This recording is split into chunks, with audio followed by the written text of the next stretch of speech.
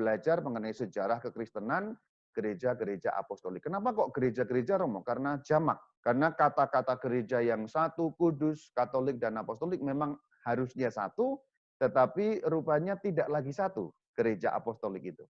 Bagaimana ceritanya? Ya, gerejanya itu dulu satu. Seperti yang didirikan oleh Sang Kristus, aslinya satu. Gerejanya Kristus, gereja Kristus. Disebut juga jalan Tuhan. Disebut juga Kristen, disebut juga Katolik.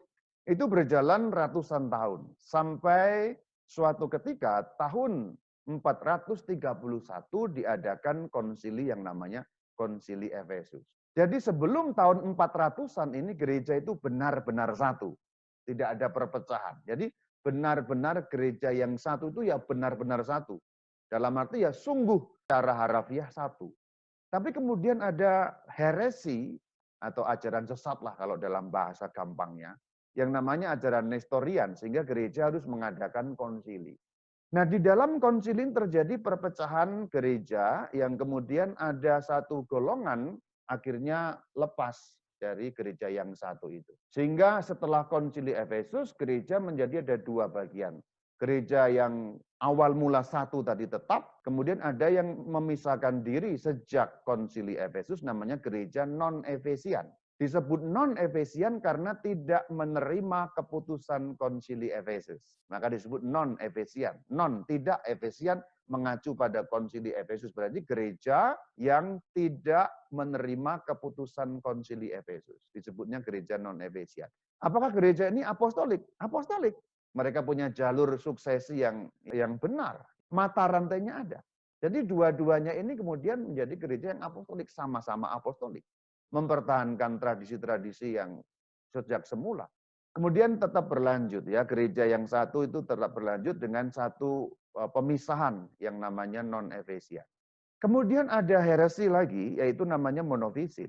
Tahun 451 diadakan konsili kembali di kota yang lain, namanya kota Kalsedon. Tapi kemudian ada sebagian dari anggota gereja yang berarti juga para uskupnya, para presbiter, diakon, dan umatnya, ada yang tidak setuju dengan keputusan konsili Kalsedon. Lalu mereka memisahkan diri dari gereja yang satu itu, lalu disebut gereja non-Kalsedonian. Jadi sudah ada 3 perpecahannya ya. Tapi ketiga-tiganya ini sama-sama apostolik, saudara. Berarti ini tiga-tiganya ini gereja-gereja yang apostolik juga. Terus berjalan seperti ini sampai tahun 1000-an. Sampai tahun boleh dikatakan 1054 yang sering dianggap sebagai angka penanda. Yaitu terjadi skisma Barat dan Timur. Barat yang dimaksud adalah Roma, yaitu gereja Roma. Timur yang dimaksud adalah gereja Konstantinopel. Jadi ada ketegangan kuat antara gereja Roma dan gereja Konstantinopel. Maka disebut Barat dan Timur. Karena Barat mengacu pada Roma, Timur mengacu pada Konstantinopel. Akhirnya terjadi pemisahan. Skisma itu perpecahan. Yang di timur itu disebut gereja timur atau gereja Bizantin. Bizantin dari kata Bizantium, itu sebuah kota yang kemudian diubah namanya menjadi kota Konstantinopel itu sekarang diubah lagi menjadi namanya Istanbul. Jadi Istanbul, Konstantinopel, Bizantium itu kota yang sama. Jadi gereja timur bertradisi Bizantin, bahasanya Yunani. Kemudian yang di barat, yang di Roma itu disebut gereja barat karena letaknya di barat, itu disebut juga gereja Latin. Kenapa kok disebut Latin? Karena tradisinya, tradisi liturginya, tradisi Latin. Kalau non-Efesian tadi tradisi apa, Romo? Bukan Latin tentu saja. Kalsedonian tradisi apa, Romo? Ya, bukan Latin juga bukan Yunani juga. Di sini ada beberapa tradisi yang lain di gereja non-Efesian dan non-Kalsedonian ini. Ada tradisi Syria, Syria Barat, Syria Timur, ada tradisi Koptik, ada beberapa tradisi yang lain. Tapi kalau Bizantin ini Yunani, Latin ini Roma, karena berbahasa Latin. Jadi gereja Barat disebut gereja Latin. Kemudian pada perkembangan selanjutnya, gereja non-Efesian itu punya nama sendiri, namanya gereja Asiria. Sampai hari ini masih ada. Atau gereja Timur Asiria. Yang non-Kalsedonian itu punya nama, sekarang disebut dengan nama gereja Ortodoks Oriental. Pusatnya ada di Alexandria, Iskandariah di negara Mesir. Pemimpin gerejanya juga disebut Paus. Jangan kagetan sekali lagi. Jadi ada Paus Roma, ada Paus Alexandria. Kapan-kapan saya cerita mengenai Paus Alexandria. Lu katanya paus di dunia ini hanya satu, Romo. Ya betul, pausnya gereja Latin hanya satu. Pausnya gereja Barat hanya satu, di Roma. Tapi gereja Timur yang disebut Ortodoks Oriental atau non-Chalcedonian tadi, itu punya paus yang berdomisili, berkedudukan di kota Alexandria, Mesir. Memimpin gereja Ortodoks Oriental. Kemudian yang bertradisi Bizantin, zaman sekarang disebut gereja Ortodoks Timur. Jadi Ortodoks itu pun berbeda, ada dua Ortodoks. Ada Ortodoks Oriental, ada Ortodoks Timur. Kalau Ortodoks Oriental pusatnya di Mesir, yaitu di Alexandria, Ortodoks Timur pusatnya di Konstantinopel atau di Istanbul zaman sekarang. Apakah ini juga punya paus? Enggak punya kalau ini. Mereka punya patriark. Nah, kemudian gereja barat yang bertradisi Latin tadi itu disebut gereja Katolik. Jadi gereja Katolik itu salah satu dari 4 gereja yang apostolik. Kita bukan satu-satunya loh ya. Bahwa kita berasal dari awal mulanya itu betul. Tapi Ortodoks Timur juga berasal dari awal mulanya. Ortodoks Oriental juga dari awal mulanya.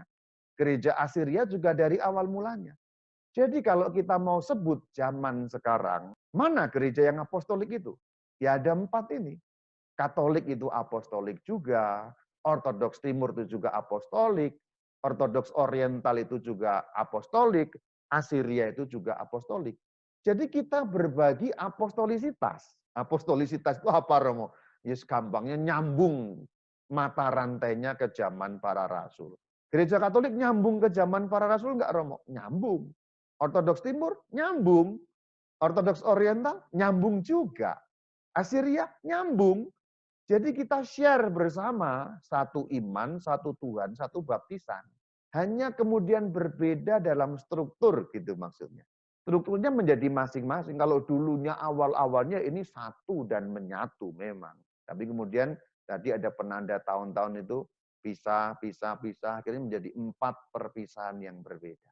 Memang di Indonesia kita tidak ada contoh-contohnya sehingga sulit mengidentifikasi ini ya.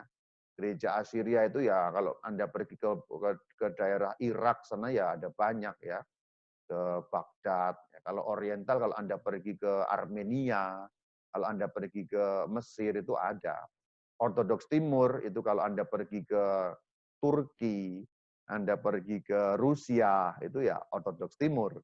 Nah, yang kita kenal gereja Katolik atau gereja Latin. Tradisi Latin juga yang kita kenal. Jadi sebenarnya cara beribadat gereja itu tidak satu. Satu dalam arti kesatuannya ada. Tetapi ada ciri-ciri masing-masing. Ada ciri Latin, ada ciri Bizantin, ada ciri Syria, ada ciri Koptik, ada ciri Armenia, ada ciri Kaldea. Nah gitu. Jadi ada yang berbahasa Syria, ada yang berbahasa Koptik, ada yang berbahasa Yunani, ada yang berbahasa Latin. Kita ini adalah rumpun yang berbahasa Latin karena kita gereja barat, gereja Katolik itu gereja barat. Semoga ini memperluas horizon Anda. Inilah gereja-gereja apostolik. Nyambung. Jadi 4 ya, Katolik, Ortodoks Timur, Ortodoks Oriental, Assyria. Tapi kemudian beberapa gereja ini kembali ke gereja Katolik meskipun nggak seluruhnya, sebagian. Jadi yang saya sebut proses rujuk. Lihat yang warna biru ya. Lihat yang warna biru gereja Assyria. Kemudian ada yang masuk kembali ke gereja Katolik ya. Lihat warna biru, masuk kembali ke gereja Katolik. Yang menyatu kembali dengan gereja Katolik ini disebut gereja Katolik Kaldea. Kemudian yang warna selanjutnya. Ini juga ada yang kembali, contohnya itu gereja Katolik Armenia. Yang Ortodoks Timur pun ada, contohnya Ukraina. Jadi gereja Ukraina itu, Katolik Ukraina, atau UGCC, kalau bahasa Inggrisnya UGCC, itu gereja Ukraina. Kalau Anda lihat sekilas, itu ya kayak Ortodoks Timur, tapi mereka Katolik. Karena mereka bertradisi Bizantin, tapi menyatu dengan gereja Katolik. Jadi ini ada beberapa yang kemudian rujuk. Silakan lihat bagaimana rujuknya. Yang saya beri lingkaran-lingkaran itu ya, itu proses kembali ke gereja Katolik. Yang berkedap-kedip itu loh. Nah itu beberapa kembali ke gereja Katolik, kemudian itu diberi nama gereja Katolik Timur. Jadi Katolik Timur itu apa sebenarnya? Gereja-gereja yang dulu pernah berpisah, sebagian kembali menyatu. Kenapa harus kata timur? Karena mereka bertradisi timur. Liturginya bukan Latin. Contoh yang Ukraina tadi, misanya tidak sama dengan misa kita. Ya inti-intinya sama, tapi cara melaksanakannya berbeda. Kaldea tadi ya berbeda, Armenia berbeda. Ini yang disebut Katolik Timur.